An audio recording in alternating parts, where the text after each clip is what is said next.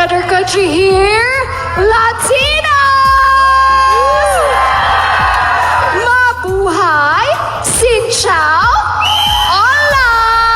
To all the beautiful people present here at the MGI Hall and to everyone watching us live on Grand TV, welcome to the preliminary competition of MGI All-Stars Round 2.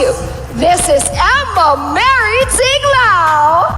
Of smile and beautiful culture. So inyo pong napanood dito sa Emma Tiglao at si CJ Opiaza dito sa kanilang pag-host sa preliminary competition part 1 and 2 sa nagaganap na MGI All-Stars 2026. So hinangaan sila mga kapolitika at marami ang mga bumilib dito sa energy na ipinakita ni CJ at ni Emma sa kanilang event nitong mga nakarang araw. So hindi talaga may pagkakailan na si CJ at si Emma Tiglao ay produkto ng Miss Grand International dahil sa kanilang nag-uumapaw na energy dito pagdating sa hosting.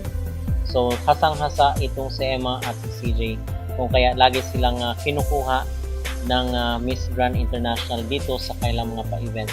So maraming mga Pilipino, mga kapolitika ang umanga at na-appreciate itong pag-imbita kay Emma, kay CJ at dito kay Michelle B sa kanilang MGI All-Stars Edition.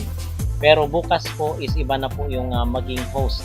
I believe yung Latino ang maging host dito sa finale ng MGI All-Stars. So we are hoping dahil nga ang Pilipinas ay marami ang taga-subaybay dito sa Miss Grand International. So baka kukunin uli sila CJ at si Emma sa mga susunod na edisyon ng Miss Grand International. So ang balita po dito kay Emma Tiglao sa mga susunod na buwan ay pupunta po pagkatapos itong MGI All-Star Edition ay pupunta sa Latin country itong sa Emma Tiglao para sa kanyang world tour dito sa Miss Grand International bilang winner nitong 2025 na edisyon ng kanilang beauty pageant. So far mga kapolitika yung dito at napag-usapan lamang po natin kasi aside dito kay Gazini Ganados ay inaabangan rin po natin ang mga kaganapan kay Emma at kay CJ Opiaza dito bilang host ng MGI All-Star. Ano mga kapolitika ang inyong mag-reaction dito sa hosting skills sila CJ Opiaza at Emma Tiglao na kung saan ay kitang-kita yung kanilang pagiging produkto ng Miss Grand International.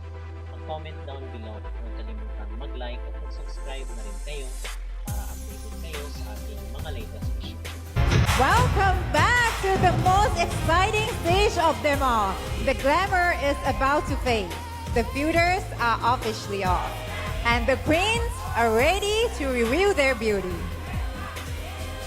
Because this is the round everyone has been waiting for. The very first bare-faced challenge on the world stage. No makeup, no lashes, no tricks. Just confident, charisma, and pure natural beauty. They are Great City. Well, I definitely agree with you, Chauna, and I know for a fact that everybody is looking forward for the bare-faced challenge. But if I were a candidate, honestly speaking, I will definitely feel a little bit nervous. Good thing we are just hosts and not contestants tonight. And of course, definitely I'll be really, really nervous in front of our audience, millions of people watching live and watching here as well. But ladies and gentlemen, tonight these divas will prove that beauty doesn't hide behind cosmetics because it definitely shines from within. All-Stars, are you ready to show your natural beauty in the bare-faced competition? Ladies and gentlemen, let's get ready to see them like never before.